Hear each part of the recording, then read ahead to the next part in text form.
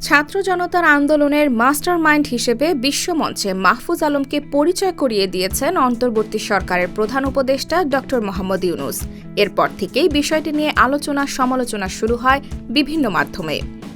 বৃহস্পতিবার ২৬ সেপ্টেম্বর যুক্তরাষ্ট্রে বাংলাদেশি কমিউনিটির একটি টেলিভিশনের সম্প্রচার হওয়া অনুষ্ঠানে সাংবাদিক খালিদ মহিউদ্দিনের সঙ্গে কথা বলেন অন্তর্বর্তী সরকারের তথ্য ও সম্প্রচার উপদেষ্টা মোহাম্মদ নাহিদ ইসলাম।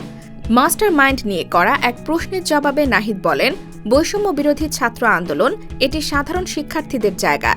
এখানে বিভিন্ন রাজনৈতিক নেতারাও ছিলেন। এই আন্দোলনে একক কোনো নেতৃত্ব ছিল না। সাধারণ মানুষ এটাকে এগিয়ে নিয়ে গেছে। একটা সময় আন্দোলন পরিচালনা করতে অনেকে বুদ্ধি পরামর্শ দিয়েছেন।